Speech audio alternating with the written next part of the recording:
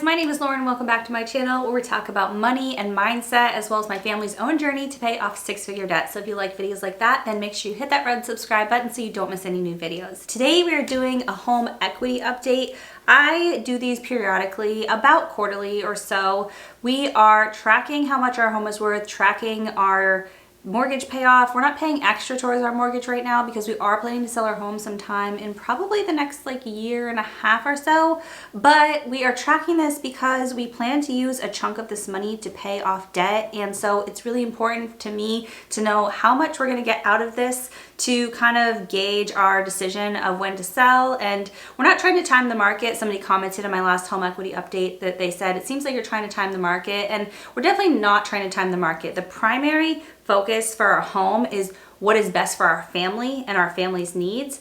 And the secondary focus is how much money are we going to get out of this and how is that going to impact our finances. So I just wanted to make sure I was really clear on that because no one knows what's going to happen with the housing market. No one could have predicted when COVID hit that the housing market would do the crazy things it's done over the past couple of years, and no one really knows what it's going to do over the next couple of years with inflation, with rising interest rates. It's just wild out there. So I have been tracking our home equity and I want to show you guys where we're at so far for the year so I can kind of talk about with you guys where we're at, what we're thinking, and just different pros and cons and concerns we have at this point. Okay, so this is my home equity tracking spreadsheet. It's pretty simple. We've got the value of our house and the value of our mortgage. So every single month so far this year, well, not every month, but several of the months this year, our house value has gone up, and then every single month our mortgage value has gone down just by making our minimum payment. So actually, as of the time I'm filming this video, we've already made our May payment, and so our mortgage is under that $300,000 mark, which is exciting to see. You know, anytime you hit one of those major milestones with your debt payoff, even though this is going to disappear when we sell the house, it still feels good to see, you know, us get into the twos with this mortgage. So anyway, currently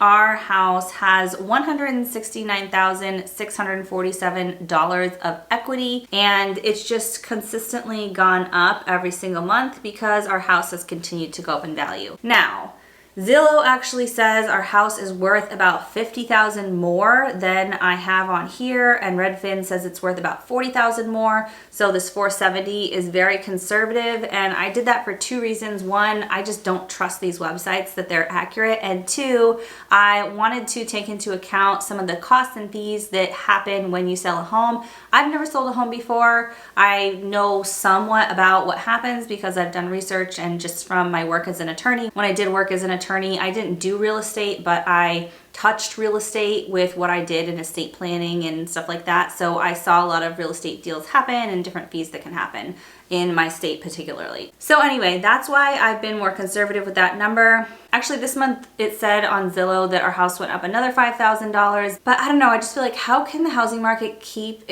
expanding at this rate? It just doesn't seem like it should be going this direction still. And I know a lot of areas the housing market has started to cool off because the Fed has raised interest rates. And if you're not familiar, what happens in the US is the Fed sets a federal funds rate. However, this is not how mortgage rates are set, but it does affect the private interest rate market. So for example, credit cards that have variable interest rate or mortgages, all these things react to what the Fed does. So whereas maybe last year you could get a mortgage at 3%, now it's up to 5, maybe 6%. And the Fed intends to raise interest rates more times this year. So interest rates are starting to go up. And what that means for the housing market is when you go to get a mortgage and your mortgage is more expensive, that means you can't buy as much house. And so if you can buy less house with the same amount of money and buying power as you had before, just because the interest rates have gone up, then supposedly that's supposed to suppress the housing market because people can't afford as much house. With that said, I know there's a huge problem with these private companies coming in for all cash offers, like these giant conglomerates, and buying real estate and then renting them back to consumers and essentially pushing people out of the housing market. And so how that's affecting what houses are worth, it's really hard to tell. I read a lot of articles about this stuff, but we're just so much in the dark of the actual statistics of these things. I don't think we have a good grasp on exactly what's going on. On top of that, there's been a housing shortage. So all these people that have been wanting to buy houses and haven't been able to buy in, where are they going? Do they not want to buy houses anymore? I think they probably still want to buy houses. So just because interest rates are going up doesn't mean that's fixed the housing shortage. So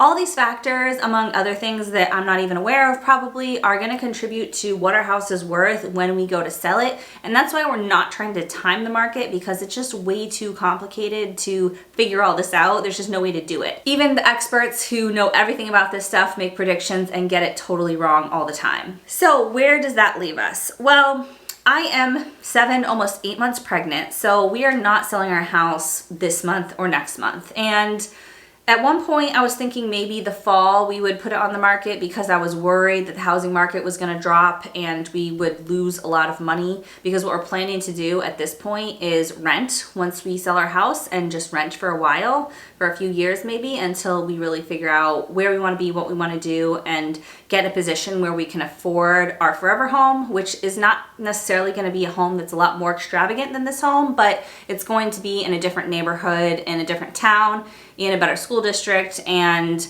yeah, we haven't fully decided all those details, but we just know this area is not where we want to be long term, even though this house is beautiful. If we could just pick this house up and move it to another area, then we probably would be happy with this house, although there's a few things that I would definitely want to change. It's a little bit small for our growing family, but it is a beautiful home, and for now we're very happy with it. So I'm trying not to let fear of the market dropping impact what's best for our family. And so at this point, I think what's best for our family is to wait till next spring and put our house on the market, or look at putting our house on the market at some point next, like spring or summertime. But I am kind of anxious to just know how all this is going to pan out, because the housing market is so unpredictable at this point. Like, this is a very odd time in history, an odd time in the markets. The stock market, if you guys follow it, has been having a terrible year so far, which that happens. There's drops and ups and downs. But you know, as a millennial who graduated from college the year that the housing market crashed last time, I'm very apprehensive about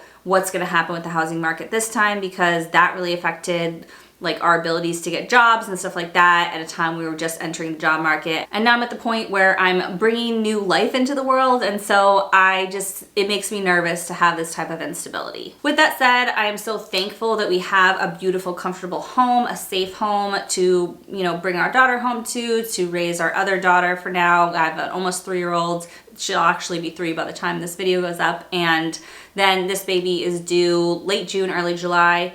And so, yeah, it's just, I am so grateful to have this space for us to live in at this point in life. So just to give you guys a sense of where we're at right now, our total debt is $260,000. And so if we got $170,000 out of the sale of our home, then we would be under the $100,000 mark for debt.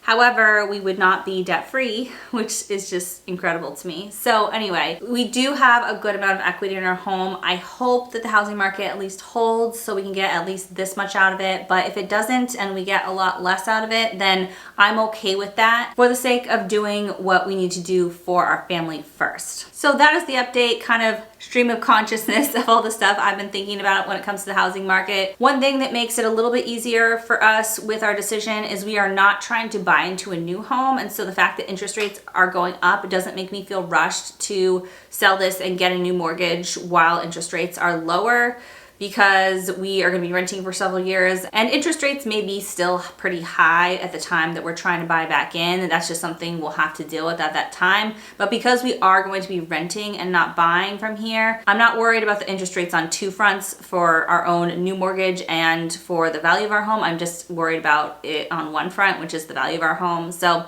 we'll see what the housing market does. It's just crazy out there. I hope you guys are all doing okay with your living situation. Your home is like your safety net. It's just the place you spend so much time and you want to feel safe and comfortable and happy. And I hope you guys have that. I know there's just a lot of people struggling out there right now with their rent or their mortgage or just their living situation. So I hope you guys have a safe home to come home to. I'm just focusing on gratitude for that as we bring this new baby into the world, and that's basically where I'm at. So I hope you guys enjoyed this video. If you liked it, give it a big thumbs up, and if you want to see more videos like this, then hit that red subscribe button down there. I'd love to have you as a subscriber, and I'll see you guys soon in my next video. Bye.